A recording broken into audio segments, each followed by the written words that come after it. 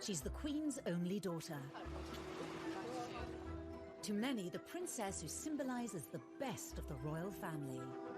I think a lot of people in this country think that Anne would actually make a great queen.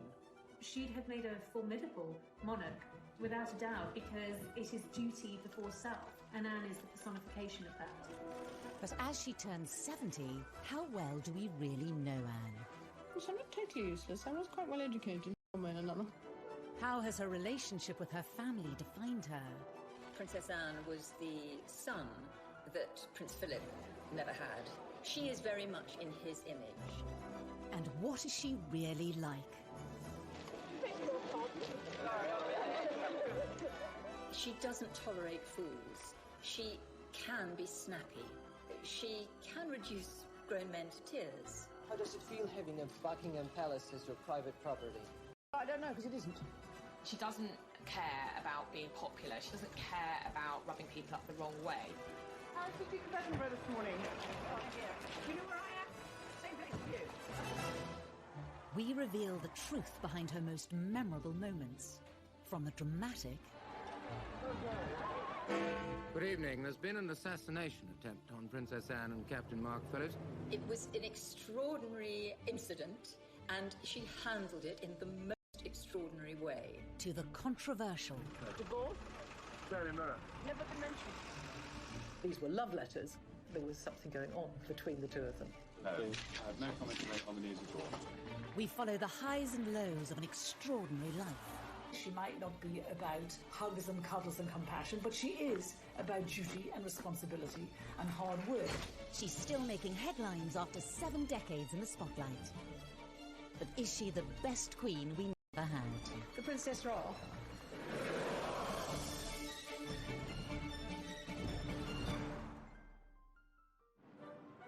Born in August 1950, Princess Anne is the only daughter of Queen Elizabeth II and the Duke of Edinburgh, and sister to Charles, Andrew and Edward. Anne was born 70 years ago, the second child of Elizabeth. And of course, when she was born, her grandfather, George VI, was still on the throne. And it really was a million miles away to where society is today. Arriving at Ballater Station with her family, the Queen was received by the Marquis of Aberdeen. Anne had a very 19th century childhood, a very traditional royal childhood. When she was born, of course, the Queen was not yet Queen. She was still Princess Elizabeth.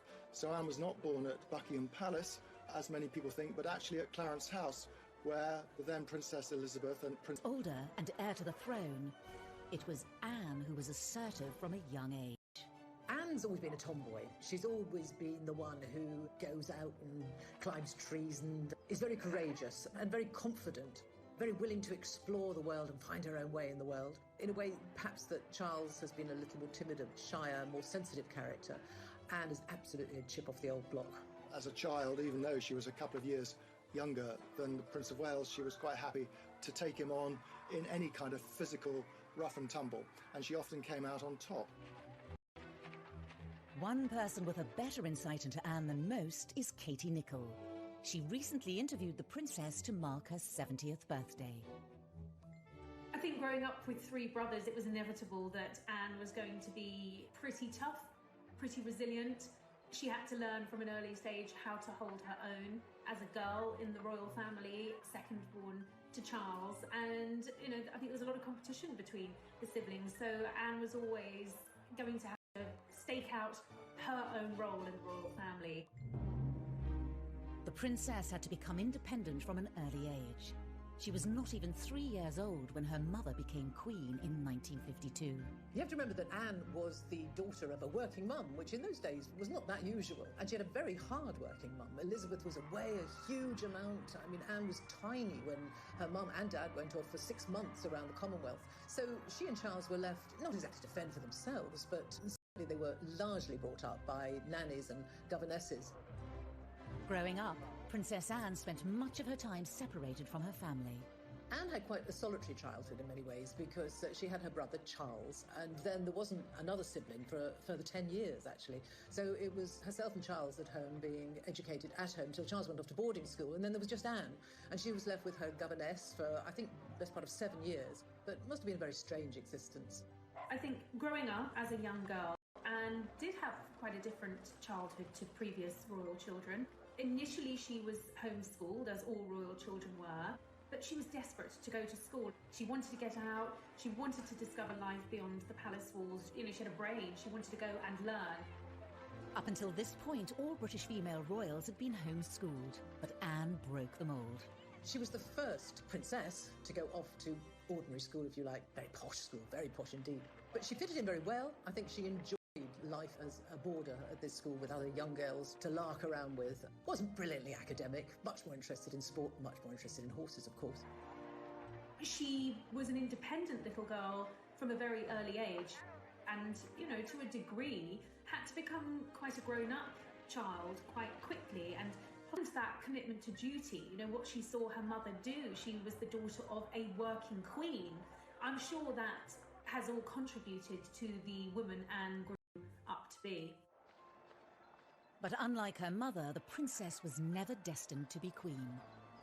In a way, it's quite sad because you have this amazing kind of role model in her mother who was a very strong woman, a very powerful woman, you know, back in the 50s and 60s, which was kind of post-war, when women's rights and equality was really, really starting to take off and be incredibly important.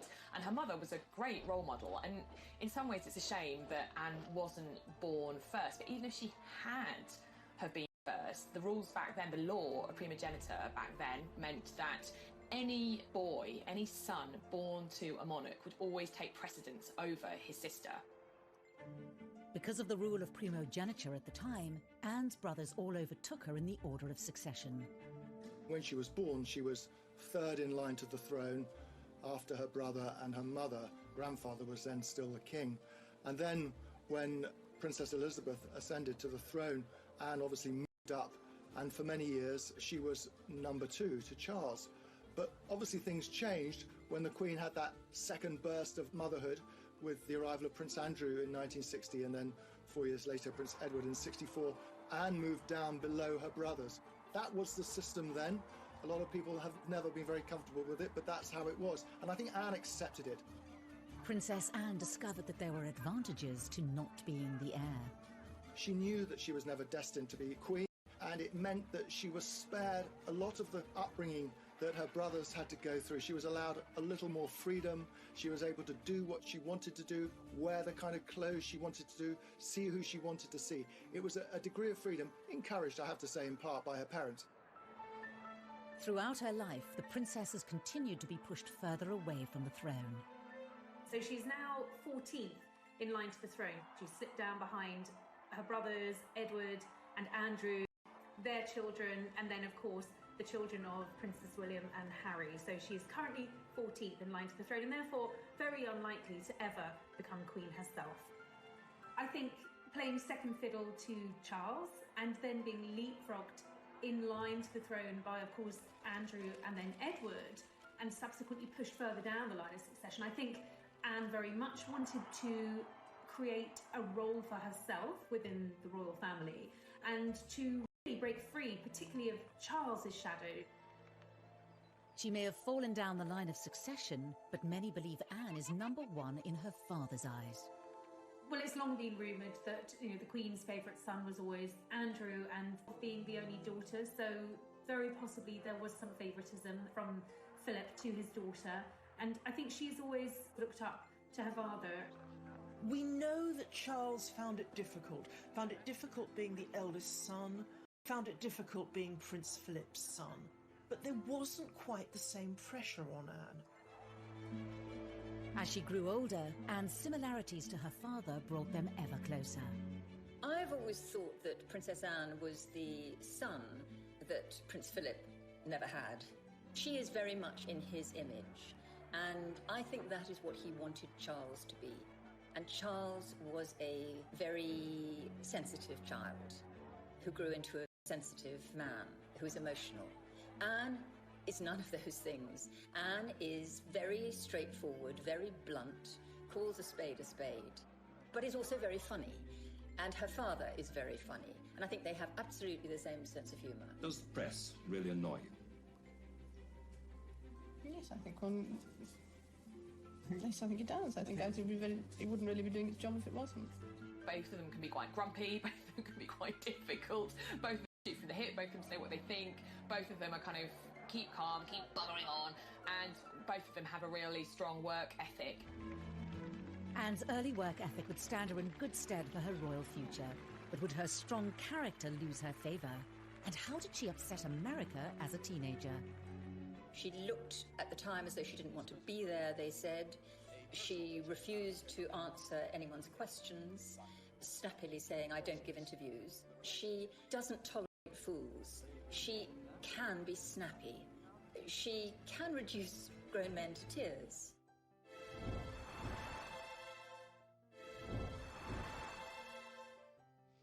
May God bless her and all who sail in her.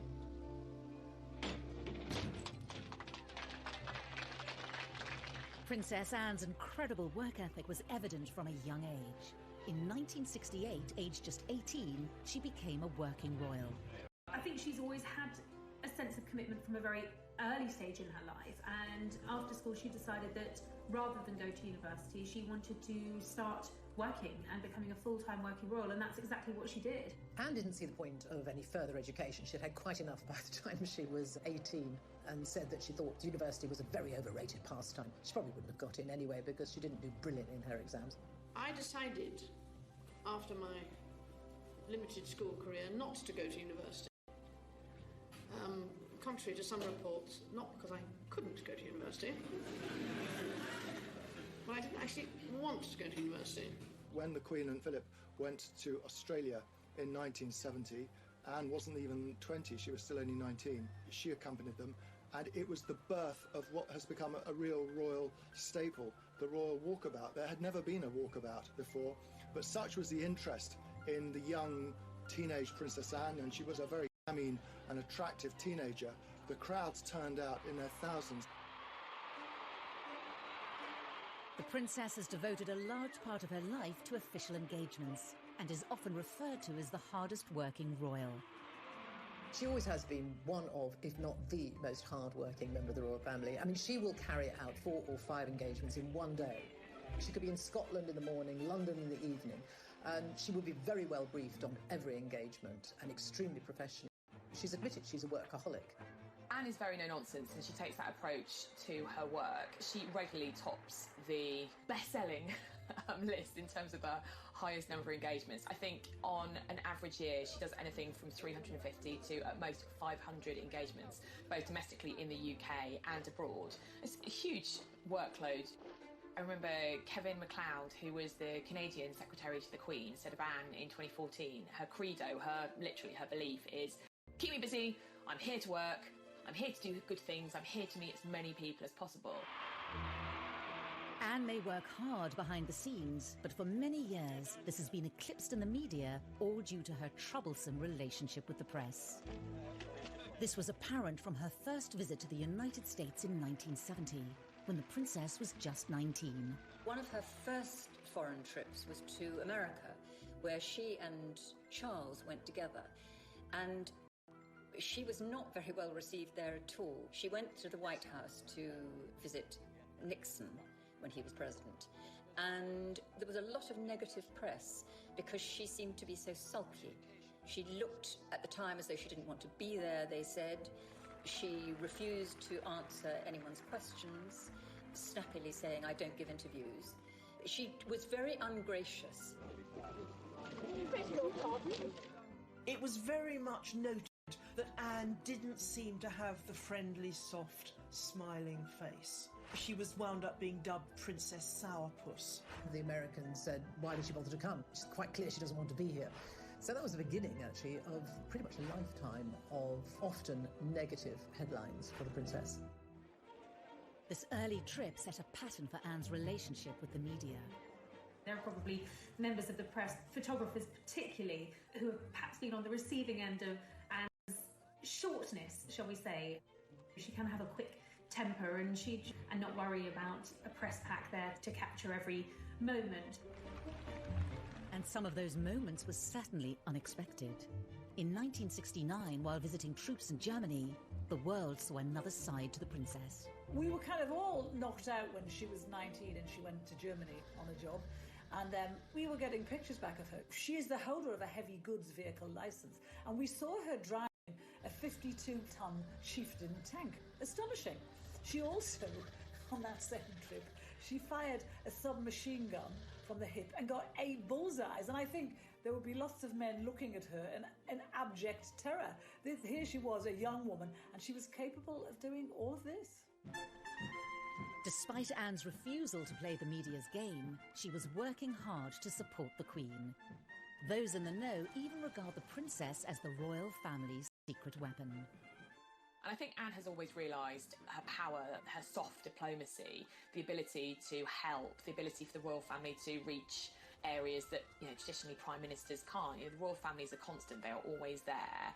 And particularly in areas of the world that have royal families, for instance, like the Middle East, when you send a member of the royal family to them on a state visit, it's immensely important. It conveys, huge prestige, and people take that very seriously. And often the royal family, like Anne, are used to help trade deals, help diplomatic relations, and I think Anne has been very successful at that, and she's done that from a very young age. Well, Anne had this brilliant knack of sort of being the pathfinder, if you like, for the royals. If there was a slightly tricky destination go to, it was always Anne they would send in first, because she has a great ability at making people feel welcome and being enormously empathetic with people. In 1990, it was Princess Anne who the Queen trusted to visit the Soviet Union on her behalf. This historic occasion marked the first official visit by a member of the royal family in over 70 years. The last, coming before the Tsar, a distant relative of the Queen, was executed after the 1917 revolution. I suppose her most significant overseas trip was to Soviet Russia, as it then was, in 1990. How does it feel having a Buckingham Palace as your private property? Well, I don't know, because it isn't. She made a huge impact. It was a great success. Big crowds came out to see her. People were interested in her. And the feedback was incredibly successful and very positive for Britain. That was a massive deal in terms of the thawing of the relations between the UK and Russia. So that was a really, really important tour that Princess Anne went on to the Soviet Union, and she really paved the way for the Queen's visit. Her daughter to step in. And despite Anne's stern reputation, she may even be welcomed in place of the Queen. The Queen can be very, very shy. She's naturally quite shy on engagements, whereas Anne is far more like Philip. So if you've got Anne on an engagement, you're going to get possibly a little bit more of a relaxed engagement. Anne isn't afraid to talk, she will have banter, she will ask questions, she will engage in a way that I don't think we see the Queen do. When you watch engagements with the Queen, they tend to be very formal. The Queen doesn't say very much. She's shown around and she observes. She may ask occasional questions. But with Anne, I found the engagements to be a lot more informal. As well as her royal duties, Princess Anne is involved with countless charities, organisations and military regiments in the UK and overseas. It's not just the public engagements. She is involved in a huge amount of charities, some 300 charities, some of which she's founded herself. She writes her own speeches. She has a very small staff. Well, Charles famously has a lot of staff looking after him. It's a big operation, being the Prince of Wales. When you look at the charities and patronages that Anne represents, you will see her interests reflected in those charities. So whether it's charities supporting the armed forces or veterans, that's a major issue for her. Carers Trust, which actually she established. Animal welfare charities, equine charities, they have a meaning to her, to where she feels she can bring something unique and helpful in her role.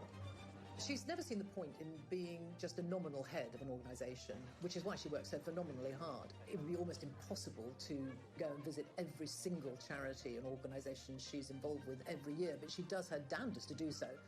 She believes that if you're going to put your name to it, it needs to be more than just a name on a letterhead. You actually have to go along, see what they're doing, encourage them and bring what publicity you can to them. One charity that has always been close to Anne's heart is Save the Children, and she's willing to take great risks in order to help. If you want to improve the lot of children, then you must improve the lot of their mothers.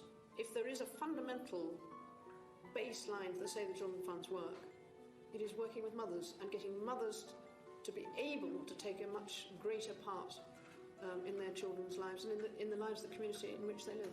I think she's very closely associated with the Save the Children Fund. She's been president for, I think, nearly 50 years now, and this has meant a very great deal to her. When Princess Anne carried out those early trips to Africa with Save the Children in the early 70s, this was her really breaking the mould. This was her going far afield, doing something that was at times quite dangerous. The areas that she was going to were these visits to Africa with Save the Children long before Princess Diana was even on the scene. But Anne made it clear that she didn't seek praise from the public or the press. She once told a friend who had been asking her about the kind of affection that Diana had from the public, the love, the adoration that Diana had, if she would want that. And she said, no, she would rather have respect than affection from people that she didn't know. But again, Anne's refusal to cooperate with the press meant that much of her hard work went unrecognised. If she was off some tour raising money for an awareness for Save the Children, and Diana appeared somewhere in a low-cut dress, the newspapers would be full of stories about Diana, and Anne would find herself not getting a look in. I think that must have been very galling for her. In the early days, I used to wonder why she didn't force herself to have a better relationship with the press. She clearly had no time for us at all, and she thought we were a nuisance. Such a shame, because whenever we used to write about her, it wasn't about the worthy work that she'd done. It was because she'd lost her temper somewhere, she'd sworn at someone, or because she was wearing ridiculous clothes. She got a really hard time from Fleet Street in the 80s and the 90s. They thought that she treated the press with disdain, she wouldn't talk to them, she ignored them, she wouldn't smile for them. And in return, they gave her a really hard time because, in their view, she didn't give an inch. For many journalists of that time, Anne wasn't helping her own cause. She wanted to be appreciated for what she'd done. She got across that Diana was more appreciated than her, and yet she did nothing to facilitate that. But this all changed in 1982, when the press followed Anne on one of her trips to Africa with Save the Children. They went in an attempt to get a story about her love life, but after realising she wasn't going to talk, they started to take note of her work and were surprised at what they saw. There was one particular tour where she went to Africa, and the photographers, the press pack, were with her as well for all that time. It was probably weeks. And she was visiting refugee camps in Africa. The press didn't really want to go along with her, but they did in 1982 go to Africa with her. And there they saw a princess who was utterly prepared to get down and dirty, really getting down to work, dressed, in jeans and a shirt and probably a headscarf, in dusty, hot, sweaty Africa, going into slums, the way we're not used to seeing a princess at all. And the tone changed, and suddenly there were positive headlines, and the good headlines such as she had not had at all before. And I think people began to appreciate that we had a very hard-working princess there who would travel the world and not stand on airs and graces. With a new understanding of her work behind closed doors, she doesn't tolerate fools. She can be snappy. She can snap at Lord Lieutenants, for instance, who are trying to keep her to a timetable. She can reduce grown men to tears. She's very like her father in that respect. And she is a very, very hard worker and wonderful at what she does. Very straight. She is what she is. And she's always said, actually, I've got to be true to myself. I am what I am. And that is a slightly haughty, imperious at times princess, but someone not at all snobbish, and someone with a common touch, albeit a common touch that often involves wearing white gloves. But, you can't take it away from her. She is a hard-working royal. But it's not only Anne's Olympic work ethic that has astounded the public. She's had a whole other career with highs. We had a world-class sportswoman as a working royal, and that's quite unusual. And lows. It's pretty humiliating to be seen covered in mud and water and scrambling after your pony.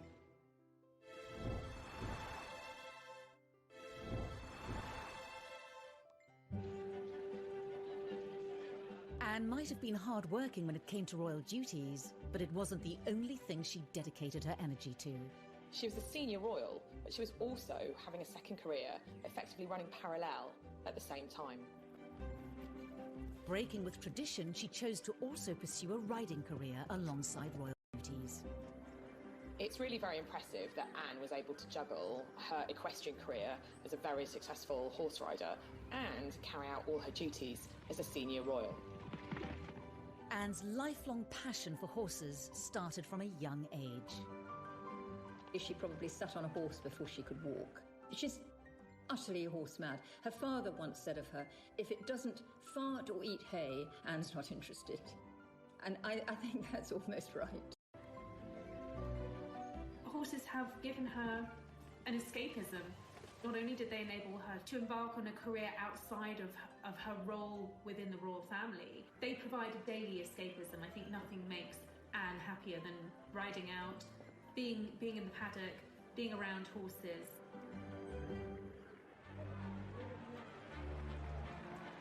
Horse eventing has long been considered a risky sport.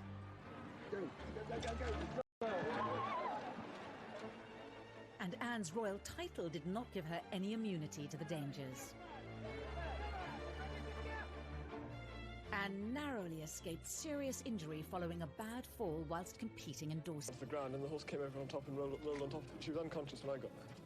It was later learnt that Princess Anne had cracked a vertebra.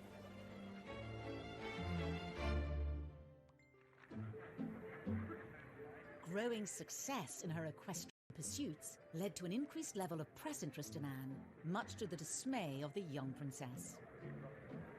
When they were photographing her when she was riding at events, when she was doing cross-country, and they would be tucked behind a fence, and they would like nothing more than to see her fall off her horse. It was generally thought that this year's cross-country course at Burghley would present no more than a reasonable test for horse and rider. Not so. The 20th jump over a tree trunk into the water at the Trout Hatchery proved to be too much of an obstacle for most of the 60 competitors, not least for Princess Anne. And that was where she originally, the phrase that she's been tagged with ever since, where she told photographers to naff off.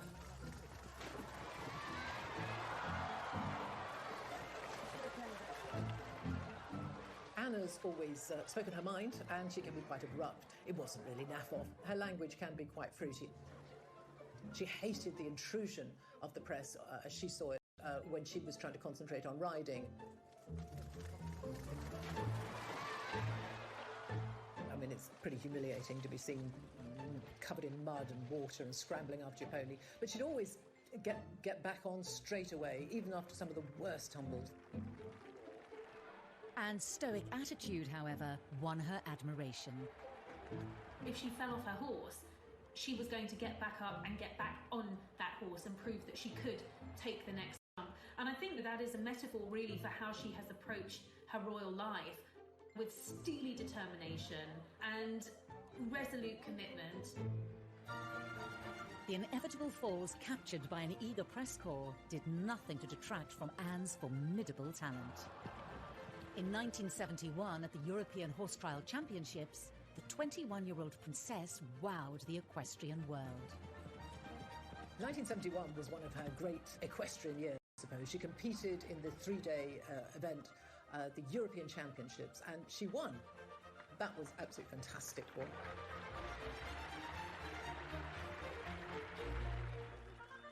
And sporting success allowed the public to see a different side of the princess.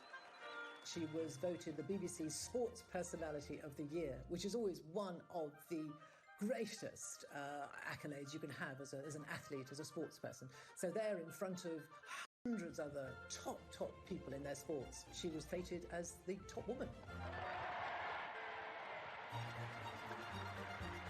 It was a way of actual Personality of the Year.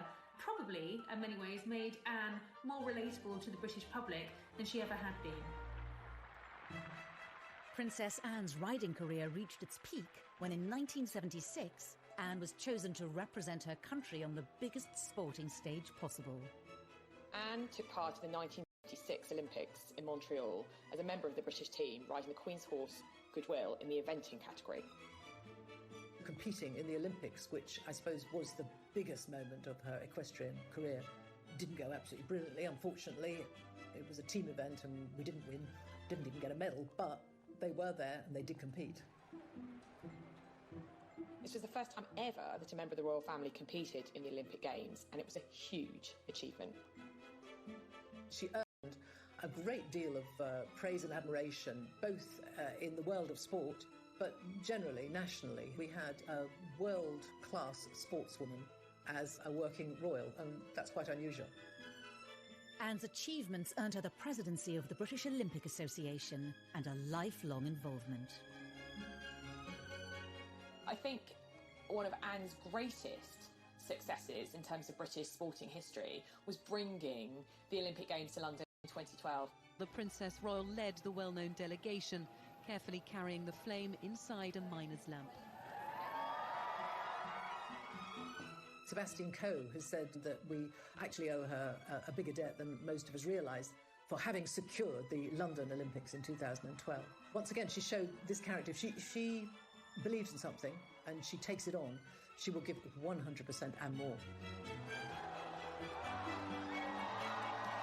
The 2012 Games are on. She went to pretty much every event she possibly could during the 2012 Olympic Games in London and around the UK, and really was the figurehead. Anne's dedication and leadership aside, the Olympic Games were also associated with a more personal moment in the princess's life. While at the Mexican Olympics in 1968, a young Princess Anne was introduced to a fellow rider and Olympian, Mark Phillips. Anne's pursuit of equestrian excellence didn't just kind of lead her to professional glory, it also led to her personal happiness as well. It was through the mutual love of horses that she met her first husband, Captain Mark Phillips, a lieutenant in the 1st Queen's Dragoons Guard. Of course, in her world of horses, Anne met quite a lot of dashing young men. She went out with quite a few of them. She went out actually with Andrew Parker as well, quite incidentally. But she was very keen on him. Her eyes finally set on Mud as an equestrian athlete. Everyone, I suppose, was looking for the princess to find a suitable husband, someone maybe from a foreign royal family, someone of a similar background, a prince who might be knocking around somewhere in the world. But she wasn't having any of that. She was determined to marry whoever she fell in love with. And the man she fell in love with was Mark Phillips. Determined that their courtship remained private, Anne was careful to keep her blossoming relationship from the press. We found out that she used to ferry Mark around in a horse box to secret locations so they could be together without anyone seeing. Well, there was, I think, an inherent distrust of the press on Anne's part. So when she did get engaged to Captain Mark Phillips, she made a point of outfoxing the media. Has it been a great strain keeping it secret and indeed keeping it away from people like ourselves? I think it has, yes, it became rather a strain. It did annoy the press a great deal because at that time the rumours were knocking around that she was going to engage, she was engaged, she was going to get engaged to Mark Phillips, and the palace denied it. And the day after they denied it, the engagement was announced, which annoyed the press a great deal. The engagement was formally announced on the 29th of May 1973, with the wedding to take place in the November. A royal wedding fit for a princess. And a shocking kidnap attempt.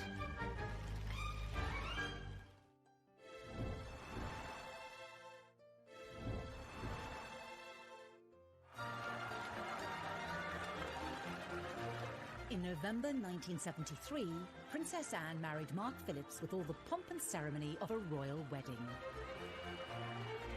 I think had she been able to have had things her way, it probably would have been a low-key wedding, but she was the first of the Queen's children to get married, the only daughter, so it was going to be a big deal.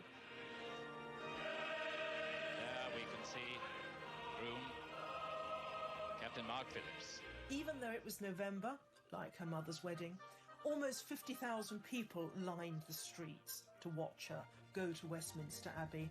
An estimated 500 million saw it on TV.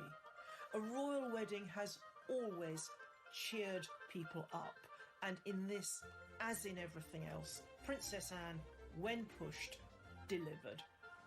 the best man, Captain Eric Grounds, puts the ring on the Archbishop's prayer book for the blessing. She probably didn't like very much the fact that she had to get married in Westminster Abbey with all the glitz and the glamour and the fairy tale princess. She has always felt, I think, rather lacking in that. She's what people imagine, and maybe she feels she's been a bit of a disappointment, but that's just not in her nature. There were a few concessions to Anne's taste and personality. The wedding dress didn't come from a famous designer. It came from her own regular dressmaker.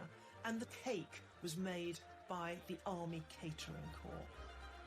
The moment we've all been waiting for, and how lovely she looks. Now, we expected something quite different, and we've certainly got it today. Look at that wonderful gown.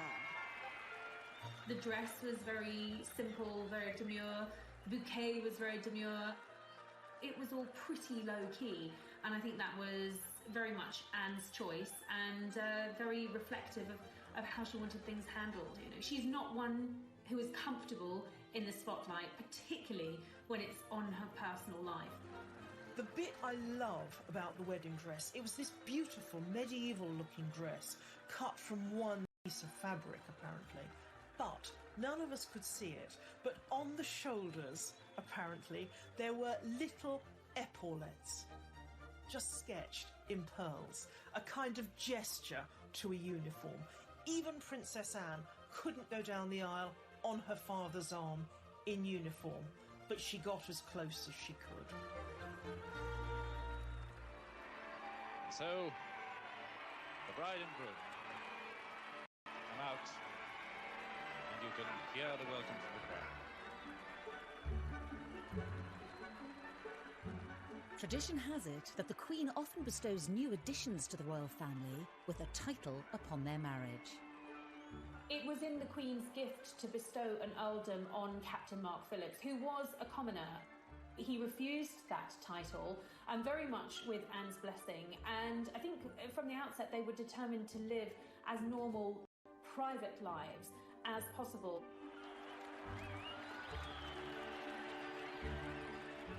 It looks as if that was partly a way of saying that Mark Phillips himself did not really want to take rank within the royal establishment. She grew up with possibly what was the burden of having a title. She had by this stage moved down the line of succession. She would have known that any children that she and Mark Phillips had would, without a title, perhaps have a better opportunity at having normal lives, the chance to create independent lives of the royal family and to be their own people. The newlyweds were barely able to enjoy the first months of married life before their peace was shattered when Princess Anne and her new husband were the target of Princess Anne and Captain Phillips. Perhaps one of the most defining moments in Princess Anne's life was when somebody attempted to kidnap her. They escaped, but 4 people were hit, 1 seriously. Good evening. There's been an assassination attempt on Princess Anne and Captain Mark Phillips. Their car was forced to stop by a Ford Escort on the Mall. The driver of the Escort, Ian Ball, jumped out and began firing a pistol at Princess Anne and her police protection officer. He shot several people, including Anne's police protection officer, who immediately got out of the car to confront him, and he shot her chauffeur. Amateur boxer Ronnie Russell was passing as the incident was unfolding. And I see a police officer coming over from the Queen Mother's house towards the car, and I thought, that's it. It's all over now. That's the police. It's done and done with. There'll be no more now. And then as he arrived at the car, I saw the bloke just turn around and shoot him. I mean, you can't do that. We don't stand for that. You ain't getting away with that one. So I struck him at the back part of the head. And he just turned and fired at me. That missed me, went through the windscreen of a taxi coming down the Mall. Ball's intention was to kidnap Princess Anne and ransom her for millions and millions of pounds. The danger Anne faced was grave as the gunman gained access to the princess.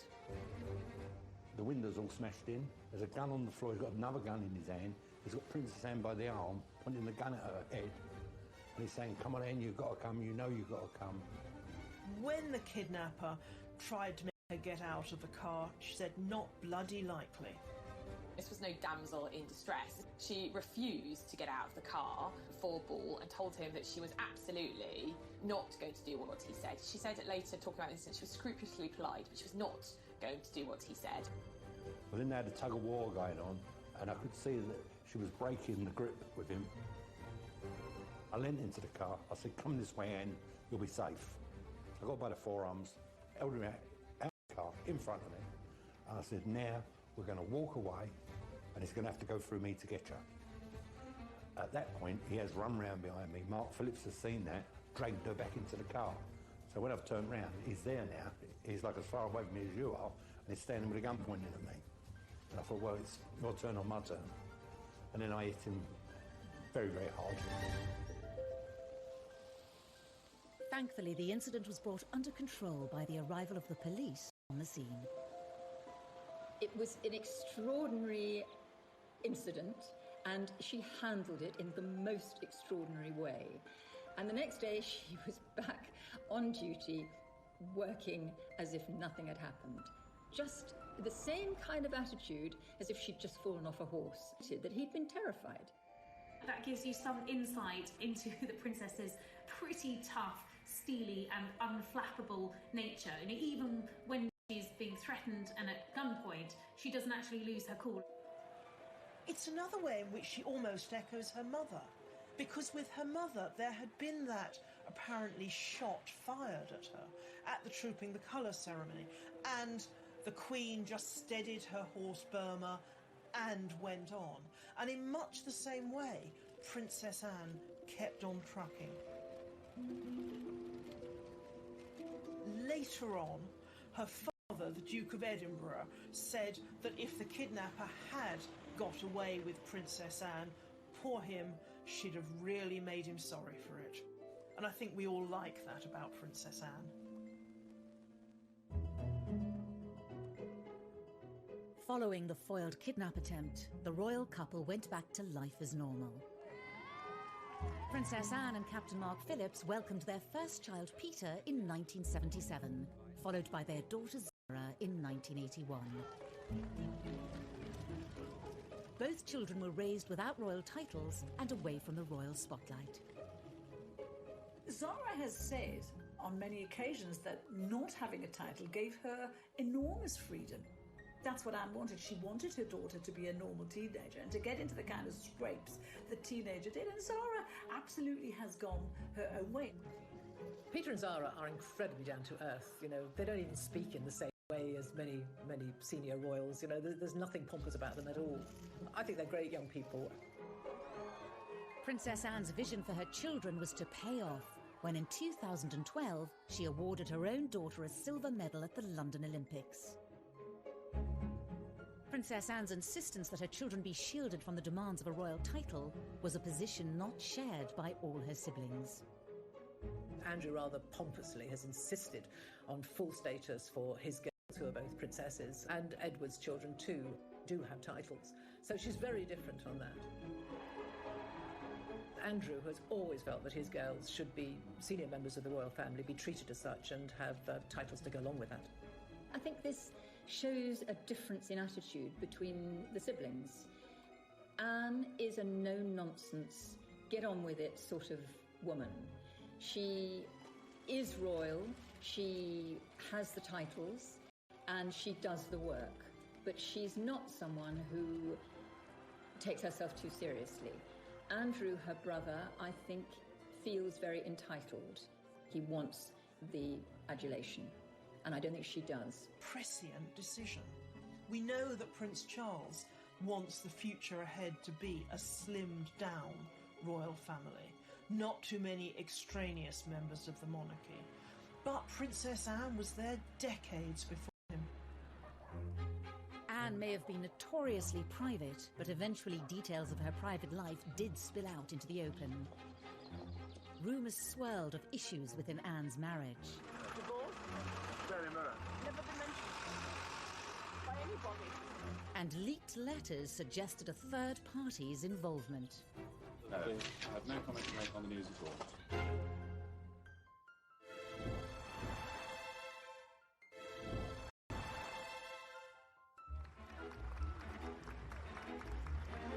As she turns 70, Princess Anne has long enjoyed a reputation as one of the most tireless members of the royal family. With close links to over 300 charities, organisations and military groups, every year she takes part in hundreds of engagements. On this occasion, I'm marginally better organised than usual. I just left my voice behind. She has an amazing energy and a real commitment and passion about the work that she does. She's absolutely committed to those charities, and there are very many of them. The only royal coming close in this regard is her older brother, Prince Charles. Oh, to be young. Last year, he just pipped her to the title of hardest working royal, undertaking 521 outings compared to his sister's 506. For much of her life, it's been hard for her not to be overshadowed by the older brother destined to be king. It's good for you in the end, I suppose. It's character building, I suppose. All their lives, comparisons have been inevitable. Charles is quite a sensitive man. I think we all know that he feels things quite deeply. He thinks very deeply. He's philosophical. He cares a great deal. And I'm not saying that Anne is uncaring, but she's much more like her father, which is a pragmatist. I mean, Philip once said that I'm a pragmatist, Charles is a romantic, and very often a romantic thinks that a pragmatist is unfeeling. I don't think Anne is unfeeling, but she is a much more practical, get-it-done sort of individual than Charles, who feels things very, very deeply. The difference between her and Charles, I think she was tougher than him. She was always stronger than him.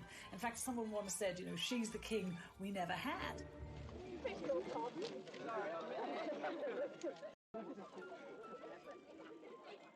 But Anne hasn't only found herself being compared to Charles. In the 1980s, when he married Diana, they'd been like never before. From where she sat, he was a woman who had worked incredibly hard all of her royal life. And she saw Diana and Fergie come into the scene, and they were splashed over the papers every day, not always for the hard work they'd done, often for their antics and their silliness and their messing about. And Anne was upset about that. She had started her charitable life with Save the Children. Diana worked for the Red Cross. You know, within a year of Diana working for the Red Cross, she was hailed a saint, a heroine. You know, people were thanking her and saying how wonderful she was. And Anne resented that. If you want to improve the lot of children, then you must improve the lot of their mothers.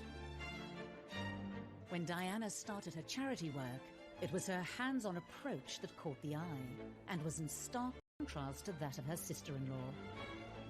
She might not be like Diana, she might not be about hugs and cuddles and compassion, but she is about duty and responsibility and hard work. And I think, as old-fashioned a concept as that might be, I think that's why we like her.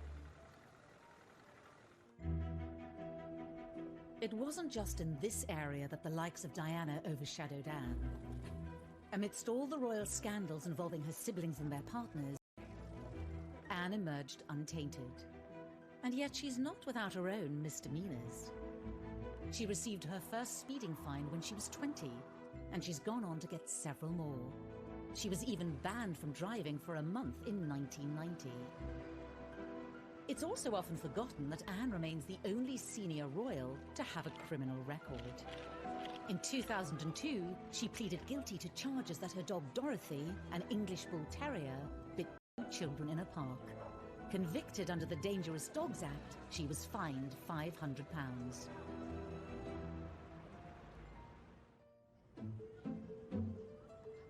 In 1989, Anne was again the victim of a crime when private letters were stolen from her briefcase in Buckingham Palace. Ultimately, they revealed her own romantic indiscretions, while still married to Mark Phillips. Alone today at her Gloucestershire home, Gatwick Park, the Princess Royal has said nothing about the letters stolen from Buckingham Palace. No one quite knew what to make of it, but it transpired very quickly. In fact, the palace issued a statement saying that these were letters from Timothy Lawrence, who was the Queen's equerry at the time, to Anne. And it became very obvious very quickly, though we didn't get the content of the letters, that these were love letters and that there was something going on between the two of them. No, I have no comment to make on the news at all. It transpired when we all stayed every weekend. And when we all went there to talk to the neighbours, they quite gaily said, oh, yes, she's been coming for months. And we all said, well, why didn't you say anything? And they didn't, because they liked her. As for the letter thief, Scotland Yard's Serious Crime Squad investigated the incident for 4 months. They took 500 sets of fingerprints and interviewed almost everyone at the palace, but the thief was never identified. The damage was done. The letters had exposed Anne's affair and revealed the true state of her marriage. Speculation was rife that her and Mark Phillips would be divorced, even though she denied it. I've seen a paper today. Yeah. Well, I've released a story about the Queen has given permission for divorce and things. Yeah. Divorce? Daily Mirror. Never been mentioned by anybody. In the end, divorce did come during the Queen's Annus Horribilis in 1992. Her daughter might have been the first of the Queen's children to divorce, but it never affected Anne's reputation as much as the others. Her siblings, their marriages fell apart, and the world followed every last detail rapturously. We were absolutely riveted by the gory details of their marriages falling apart. Anne's, she managed to keep very private. The love letters were published, but she just kept on, and she said nothing, and no one dared to ask her anymore. And she married Tim Lawrence very shortly after she divorced Mark Phillips. 1992 even ended on a happy note. The Princess Royal marrying Timothy Lawrence at one of the most low-key royal weddings there's been. So she married at the little church near Balmoral, and that was probably the kind of wedding that she'd have had the first time round, if she had the chance. Small, private, 30 guests for a meal afterwards. She didn't wear a floor-length dress or a veil, just, a little bunch of white flowers in her hair. Had both her children there. I think that wedding was really all about Princess Anne. Since then, Princess Anne has maintained her ferocious commitment to royal duty. Her no-nonsense dedication to carrying out her role is a trait she shares with her mother. It's led many to wonder if Anne was the Queen's child most suited to becoming the next monarch.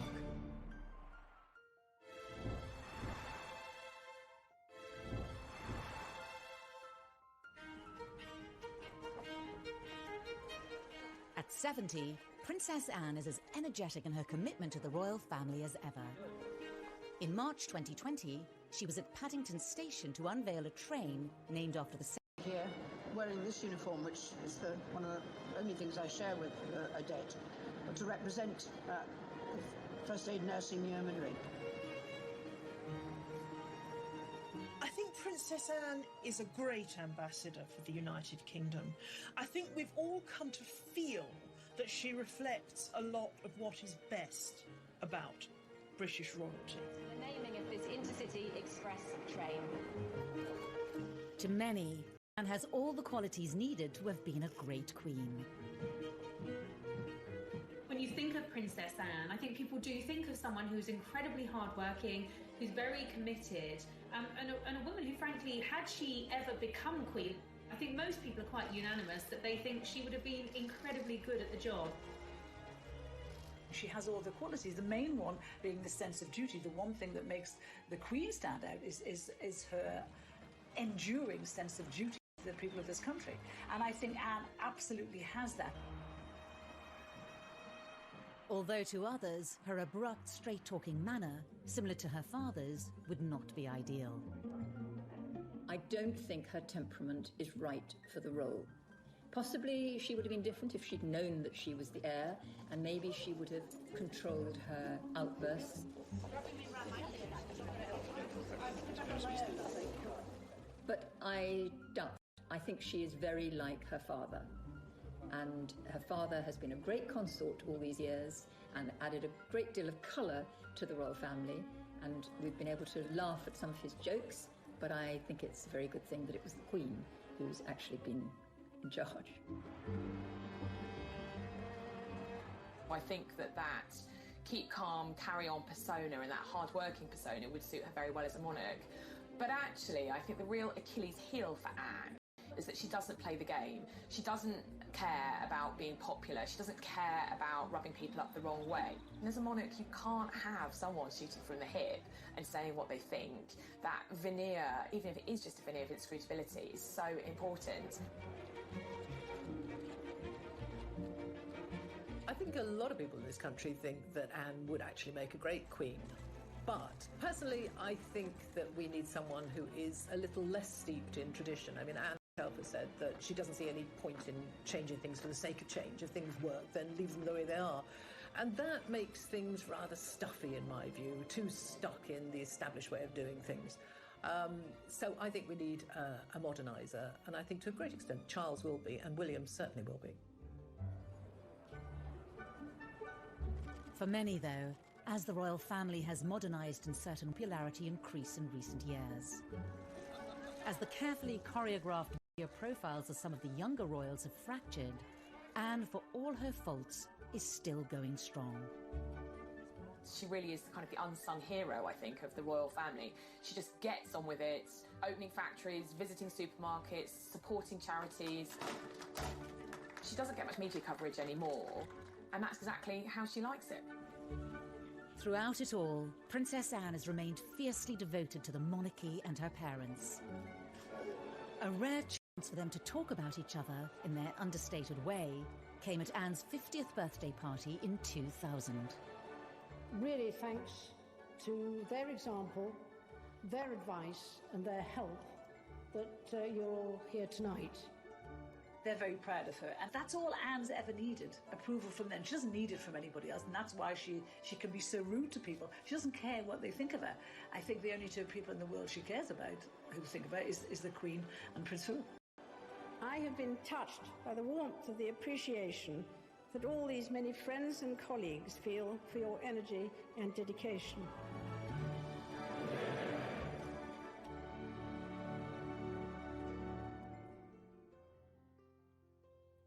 In the last year, a rise in popularity for Anne has certainly been helped by a standout portrayal in the TV series The Crown as the family's most unpretentious royal. I rather wish you wouldn't like that with me. It would suggest I have significance. Trust me, you wouldn't like it in reality. I would. I'd bully her right back. Fancy swapping then? Fancy being the heir? Not if it means going to Wales.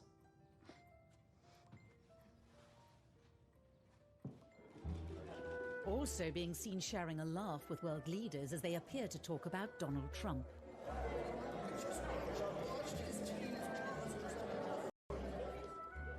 And shrugging at her mother like all children might do, whatever their age.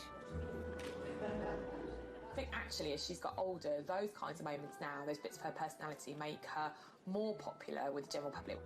And I think her being not first in line to the throne has enabled her to be more herself, be more true to herself, and to carve out a really kind of different role for herself. A striking image of the princess in her youth featured on the cover of May's edition of Vanity Fair.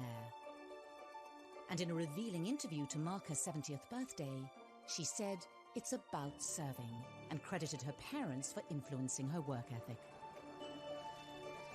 She also warned the younger members of the family against reinventing the wheel when it comes to don't forget the basics.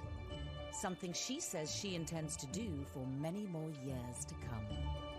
I think she probably won't ever slow down. I think she's like the Queen in that respect, that, you know, she will just keep ploughing on as long as she's able. She's a great grandma, she loves her grandchildren, but she also loves her work. It is really what she's been born to do, I think she feels, so she'll carry on. She gets a lot out of it, as well as putting a great deal into it. So it is my very great pleasure that I present on behalf of Her Majesty the letters patent to the town of Wootton Bassett. She simply sees her role in life as to serve, and in that respect, she really is the replica of both her mother and her father. For the princess whose motto is "you just get on with it," the future will be more of the same. As Anne turns 70, for many she's a national treasure and possibly the best monarch we never had. However, even as she's held up as a paragon of straightforwardness, she's a more complex ex-royal than we think. What you think of Princess Anne almost depends at what moment you clocked her. Did you first think of her as a kind of romantic young princess? Or did you think of her as this really rather grumpy, tetchy figure, very much like her father? Well, how's the Duke of Edinburgh this morning? Oh dear. Do you know where I am? Same place as you.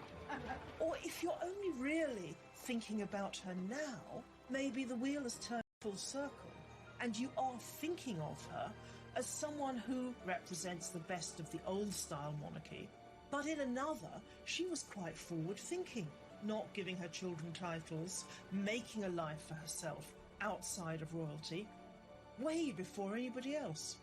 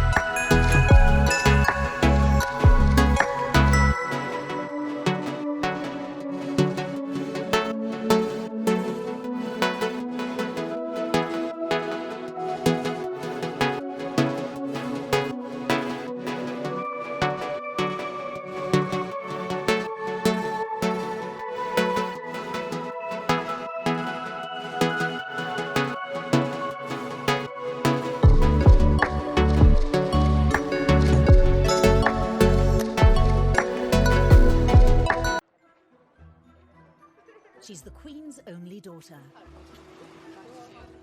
To many, the princess who symbolises the best of the royal family. I think a lot of people in this country think that Anne would actually make a great queen. She'd have made a formidable monarch, without a doubt, because it is duty before self, and Anne is the personification of that. But as she turns 70, how well do we really know Anne? Well, I'm not totally useless. I was quite well educated, one way or another. How has her relationship with her family defined her?